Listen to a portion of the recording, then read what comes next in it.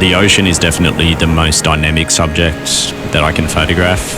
It's a constant moving force, it's in flux, it's always changing. The way that it reflects light it's inspiring and it's challenging as well.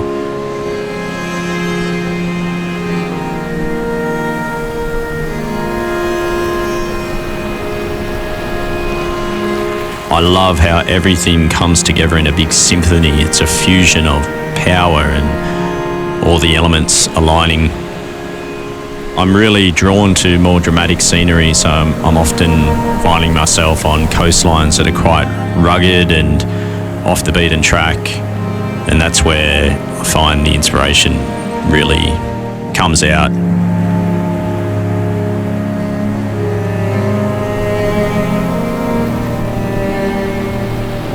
But when you get that brief 5-10 minute window where everything glitters and shines in gold, it's pretty special and it's fleeting, and maybe that's the beauty of it, just knowing that it's not going to last.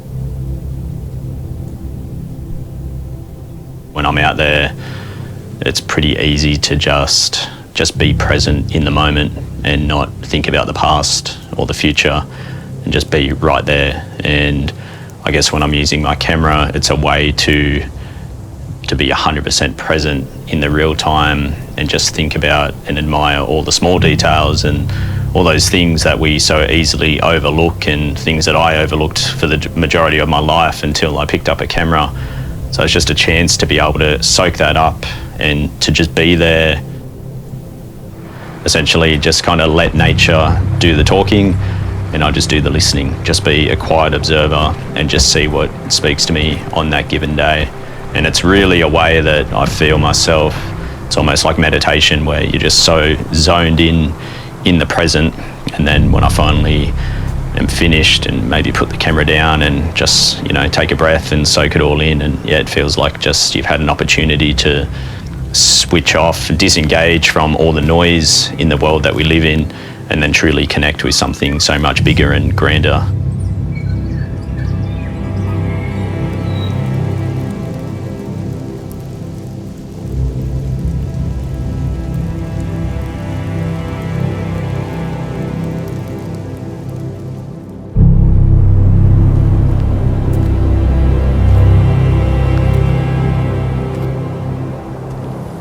The landscape around us, as we all know, is constantly changing, and it's so evident here in the South Island, where all the glaciers are in a heavy retreat.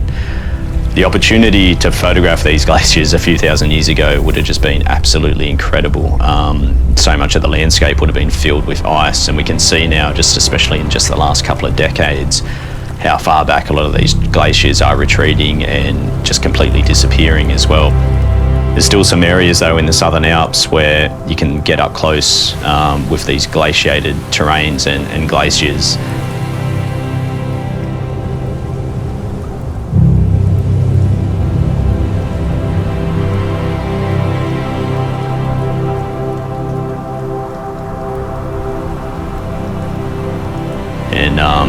And it was pretty cool recently to go up inside a glacier and photograph the ice structures and the ice caves which are there for a very brief moment in time.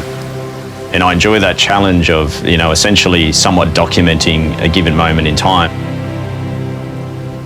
I'd love to think that my kids could go out and see the things that I've seen right here in the South Island, but the reality is that it's just going to be very different. Oh, it's hot, wasn't it? You okay?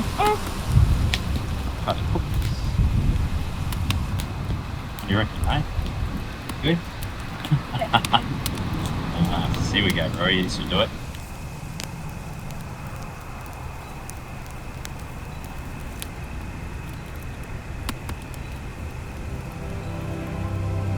One of the things I get most excited about with my photographs is just showing my kids when I get home what I've been out seeing and exploring, and I love seeing their faces light up. You know, I feel like with myself I have that childlike curiosity that's always been a part of my photography and still is to this day. Just that sense of excitement and asking myself, what if this happens at this place when I'm there? So showing them these images and what's out in nature, and I just can't wait to be able to bring them along with me. So that's like the outside, and like that crack goes in, and then it gets lighter and darker as you go. Yeah. And all this ice was like as thick as a truck. Yeah. That's why it's cool to get up and explore these places while we can, because it's always changing. Yeah. Especially the glaciers in New Zealand. They're slowly disappearing because of the warm weather. You know, it's been really warm, so the glaciers just keep melting, getting smaller and smaller and smaller. Getting out in an area that's pretty conducive to inspiration and creativity, and just being there at the right time. So it's kind of just aligning all of those different factors. So having the right area, the right type of conditions, and then just being in the right mindset.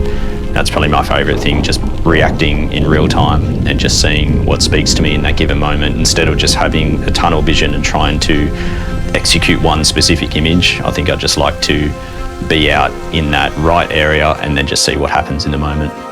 When I first explored mountain landscapes and started travelling, that to me felt more like a home, being around the mountains. And then when I came over to the South Island and started exploring Fiordland, it truly felt like I was home for the first time in my life. I never really felt anything like that, just being amidst the forest, the dense mossy rainforest. It was pretty grounding, and for me it just felt like this is where I needed to be.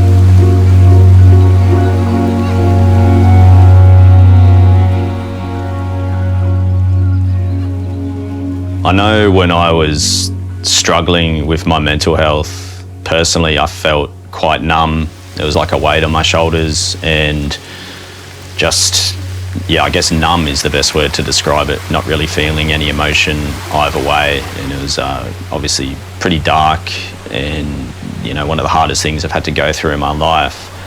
When I picked up a camera, the thing that I was drawn to the most was just the way that nature had a way of making me feel alive again and actually giving me some kind of emotion.